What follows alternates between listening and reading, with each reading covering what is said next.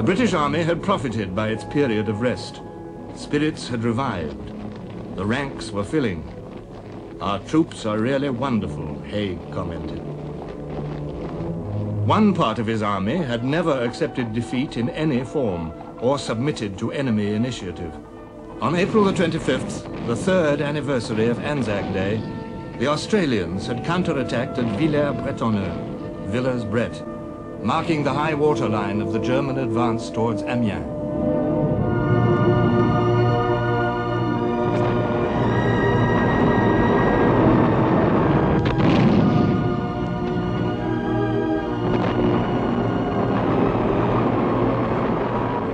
All through May and June, the Australian front was fluid and active. It was the Australians whom Haig had designated for one of his offensive projects now, at Le Hamel, another example of what they themselves called peaceful penetration.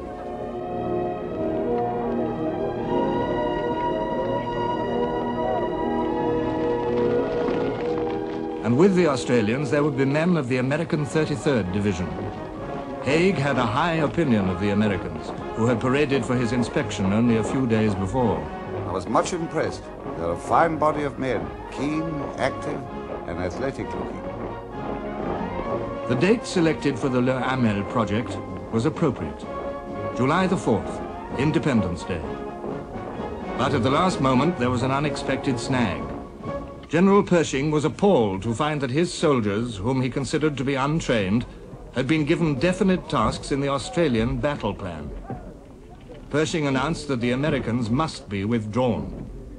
Haig had to agree and informed his army commander, Rawlinson, who passed on the news to the Australian commander, General Monash. Monash at once demanded to see Rawlinson. It was a meeting full of tense situations. I well knew that the withdrawal of those Americans would result in untold confusion and in dangerous gaps in our line of battle.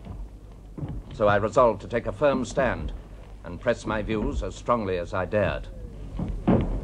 In effect, Monash told Rawlinson, "No Americans, no battle." Rawlinson spoke again to Haig, who gave his authority to use American troops. Monash remarked, "It appeared to me at the time that great issues had hung for an hour or so upon the chances of my being able to carry my point." Great issues had hung indeed. The battle that followed was a model for the whole war. It was all over in an hour and a half.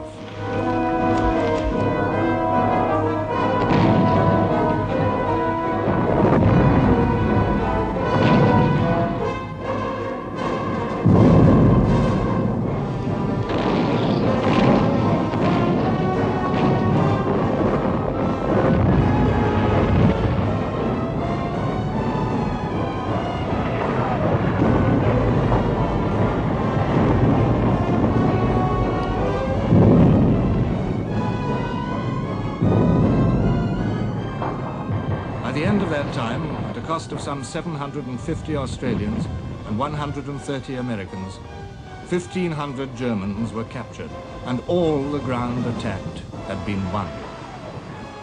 Monash commented, Le Hamel was the first offensive operation on any substantial scale that had been fought by any of the Allies since the previous autumn.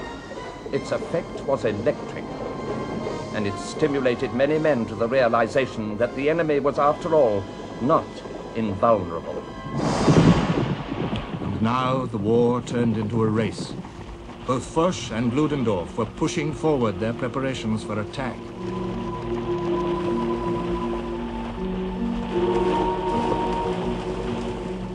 For the Germans, it was a matter, in Ludendorff's words, of striking one more blow that should make the enemy ready for peace.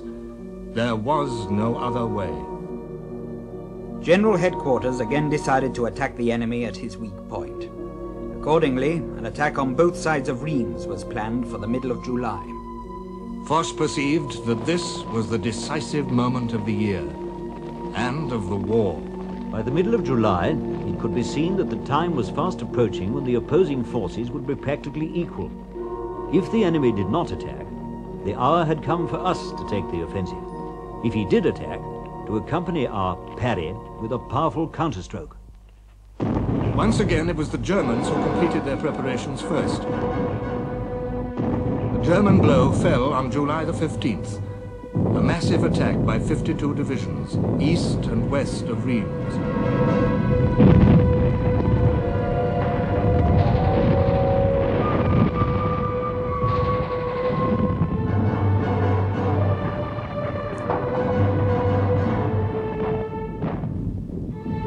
Against them, Foch deployed a truly allied army, French, British, Italians, and Americans. The western attack fell upon the Italians and had considerable success.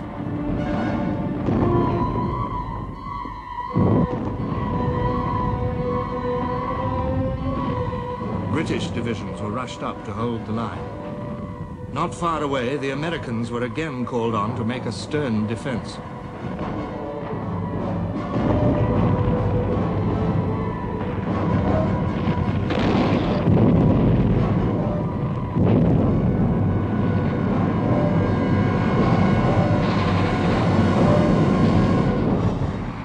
The eastern attack failed completely. Here, the French had deliberately withdrawn from their forward zone, saving their strength for the counter-offensive. A German officer wrote, "I have lived through the most disheartening day of the whole war. This wilderness of chalk is not very big, but it seems endless when one gets held up in it. And we are held up. Our guns bombarded empty trenches. Our gas shells gassed empty artillery positions. Only in little hidden folds of the ground, sparsely distributed, lay machine gun posts, like lice in the seams and folds of a garment, to give the attacking force a warm reception. After uninterrupted fighting from 5 o'clock in the morning until the night, we only succeeded in advancing about 3 kilometers.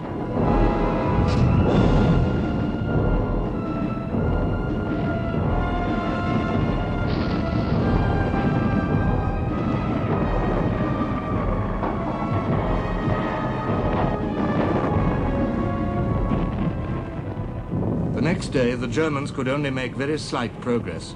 The day after, none at all. The same man wrote, "I know that we have finished. My thoughts oppress me. Everything seems to be at a standstill. I do not believe that we shall ever get our hands free again. The American army is there, 1 million strong. That is too much."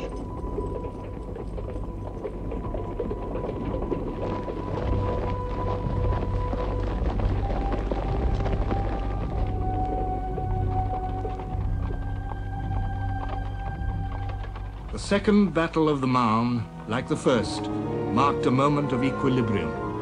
Now Foch, like Joffre before him, knew that his hour had come. He greeted it with stern satisfaction. On July 17th, the Germans had been reduced to impotence.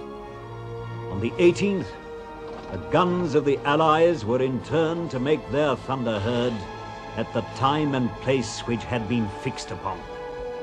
Once again, as in 1914, all the war, all its potential, all its hopes and fears and deceitful promises were centered on the river Marne. The wheel had come full circle.